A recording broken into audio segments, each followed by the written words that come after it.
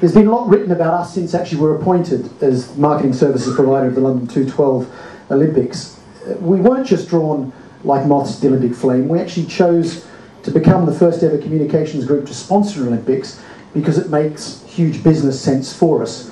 And that for a number of reasons that I just wanted to outline quickly. Firstly, in the same way that the Olympics provides the world's athletes with an unrivaled stage on which to exhibit their talents, it also provides McCann WorldGroup with the brightest spotlight under which we can demonstrate the collective force of our integrated talents. The opening ceremony alone will be watched by billions of eyeballs, and that's some spotlight for us. Let me briefly introduce the units that make up the McCann WorldGroup. They're all standing here behind me. I feel a bit like Alex Ferguson. If you haven't noticed, we are a branding agency, lots of logos and so on. McCann Erickson, being the first one, is the world's largest and the UK's #2 ranked advertising agency. Both our London offices and our Manchester office will be spearheading our efforts and leading this effort. We've got Chris McDonald, CEO of our London office here, and Sue Little, CEO of our Manchester office. We have Future Brand, one of the world's leading branding and design agencies with vast sports experience with UEFA and the Sydney 2000 Olympics. Patrick Smith, who's the worldwide head of Future Brands, here tonight. MRM is our phenomenal digital and relationship marketing specialist. Mike Cornwall is here tonight. Octagon are the sports and entertainment specialists within the group. Bob Heisman is here tonight.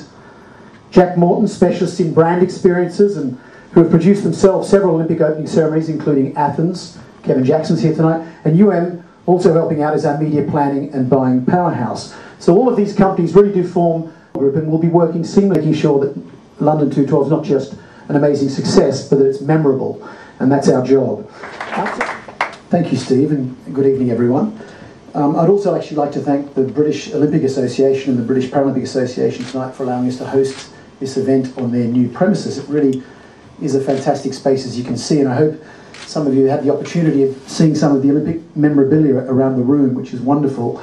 In my mind, however, there's little more compelling Olympic memorabilia than Lord Coe himself, who's here with us tonight. I'd like to thank him sincerely for his presence here today. I'd have to say, for a guy who's made a career out of arriving early, he gave me a heart attack tonight for arriving late, but there you go. Brett, thank you very much. Can I first apologise for being late? The first job I had in politics was as a private secretary to a former transport secretary, John McGregor, who, when people turned up late, said it was the only job in politics where he apologised. And I was reminded of the occasion when I was left standing at the altar for nearly an hour at a Conservative Party conference when I was due to introduce Ken Livingstone as the Mayor of London to the conference, just to show the seamless support that we were getting for the bid, as it then was. And Ken, as many of you in this room knows, has some extraordinary skill sets, but one of them was not timekeeping.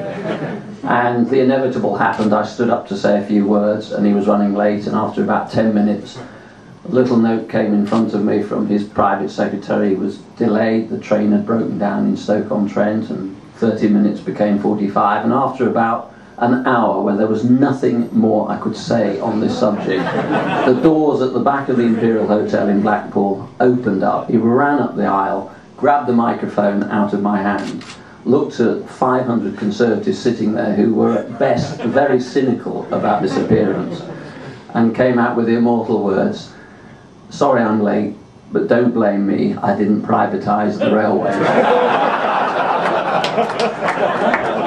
Brett, my message tonight is a very simple one, and it's one of thanks. To welcome you, McCann WorldGroup, to the table as an Olympic partner. I think that is a big moment in the history of your team. We know fully well that no organising committee alone ever delivers an Olympic Games. Whatever they say and whatever past experiences people try to spin, we can only deliver that with smart, creative people. My first thanks tonight, beyond your group, is of course to the British Olympic Association and to the British Paralympic Association for hosting us in these extraordinary buildings this evening. We are the theatre producers We simply put on the show. We inherit the venues from the Olympic Delivery Authority that we endearingly refer to as the heavy lifters in this Olympic experience, but the athletes are provided at the Games, Olympic and Paralympic, courtesy of the organisation that is hosting us tonight. So I would like to thank Hugh, and I know Phil is somewhere in the audience as well. Hi Phil, hi Hugh. Thank you very much for hosting us this evening. It's fantastic. Brett, let me just pick up on something that you mentioned just a few moments ago. This is, by any stretch of the imagination, the most complex piece of project management any city undertakes. Let me just for a moment wear another one of my hats as a council member and vice president of the International Track and Field Federation. We've just had a very, very successful World Championships in Berlin. We give one city, Berlin, probably 4.5, 5 years to deliver one World Championship. Track and field is quite a complex sport, 40-odd disciplines, male and female, the blending of marathon runners and hammer throwers. It's complex. When we were given the right to stage the Games in 2005 in Singapore, the IOC gave us 7 years to deliver 26 simultaneous World Championships, to take a short breather and work day and night to reconfigure the venues and to turn London into a host city for the Paralympic Games, and then to deliver 20 Paralympic World Championships, all in the space of 7 years.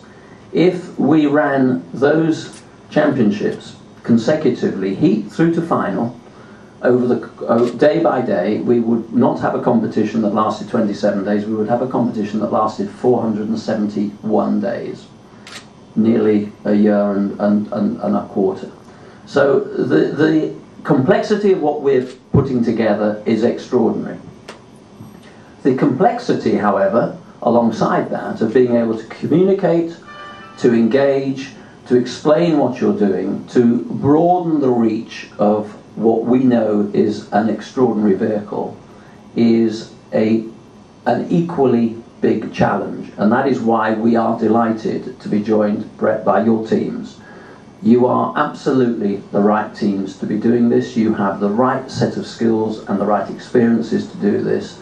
And for us to be able to properly show what it is that we're doing, why we're doing it, when we're doing it, and to deliver a Games that has to have the right perception at the time, but crucially to be remembered long afterwards for having created the legacies that we stood up and talked about in Singapore, is an inseparable part of this project. So we are delighted you're with us.